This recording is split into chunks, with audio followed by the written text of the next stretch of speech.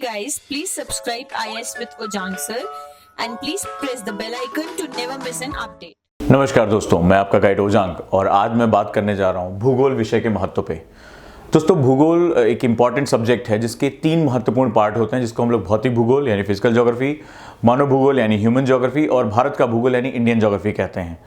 अगर हम बात करें तो यूपीएससी प्री में अगर भूगोल और पर्यावरण के क्षेत्र को मिला लें तो लगभग ये क्वेश्चन जो हैं वो 22 से लेकर 28 क्वेश्चन तक वेरी करते हैं।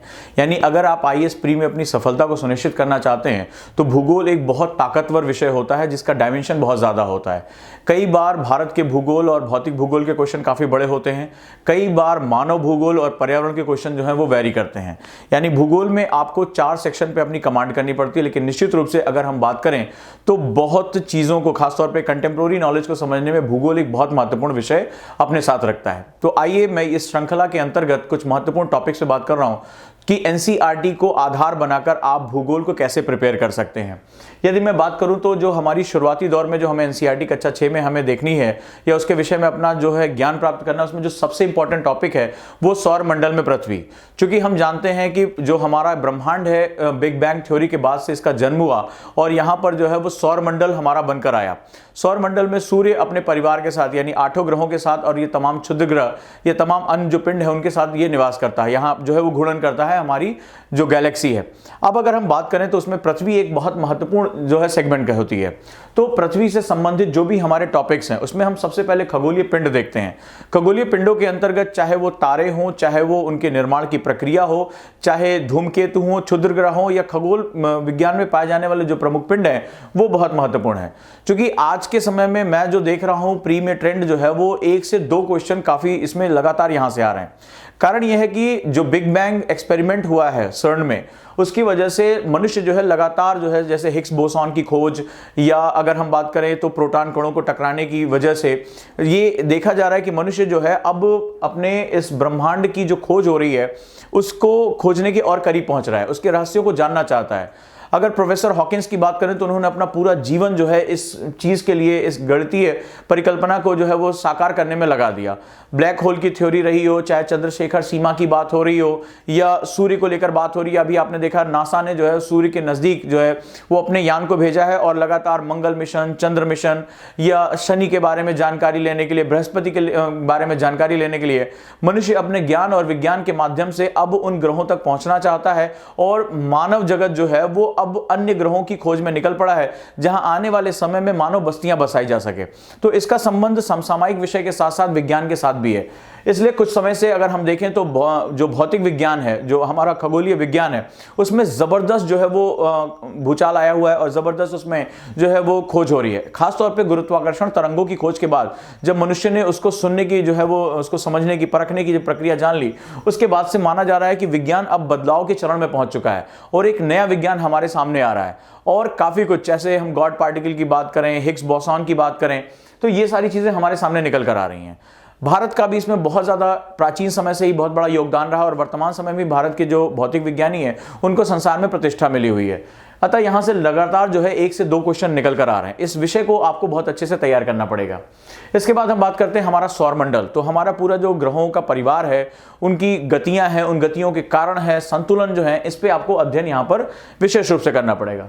क्योंकि इस बीच आज हमारे पास नई नई दूरदर्शी है, नए नए जो है वो खगोलीय वेधशालाएं हैं, तो यहाँ पर हमें रोज नए एक्सप्लोरेशन देखने को मिल रहे हैं। इसके बाद अगर हम बात करें सूर्य, तो इस बार मुझे ऐसा लग रहा है कि एग्जाम में सूर्य और सूर्य से संबंधित जानकारियां बहुत महत्वपूर्ण है। नासा निरंतर जो है अपने नए प्रक्षेपण यान के माध्यम से नई तस्वीरें भेज रहा है और नई जानकारियां हमारे सामने आ रही हैं।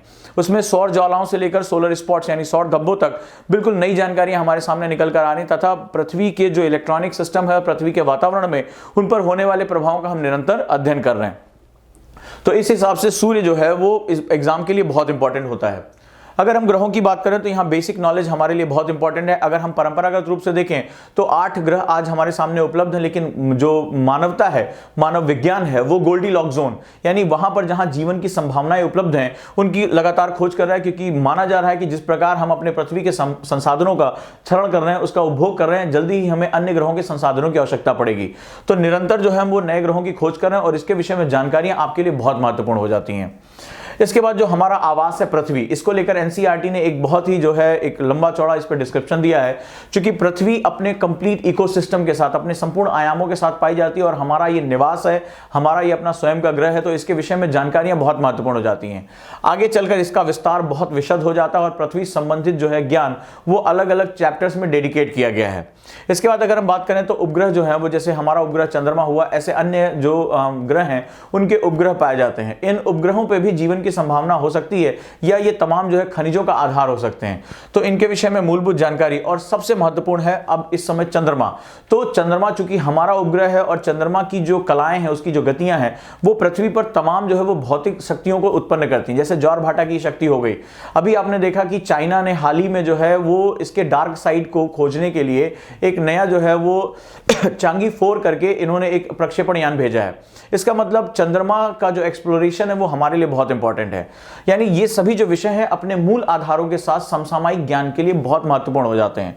भूगोल का आनंद तभी है, इसको पढ़ने और पढ़ाने दोनों का, जब इसको वर्तमान समय के साथ जोड़कर देखा जाए। जो कुछ भी आज हलचल हो रही है उसके साथ इसको जोड़कर देखा जाए।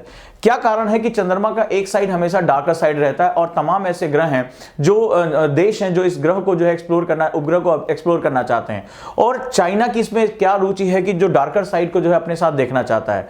तो इस विषय को जब आप बेसिक के साथ पढ़ना शुरू करोगे, सो एनसीईआरटी का जो बेसिक से आपको एक नॉलेज देता है समझने का और समसामयिक ज्ञान है, वो आज होने वाली हलचलों पर अपनी जो है एक बहुत जबरदस्त जो है पकड़ रखता है।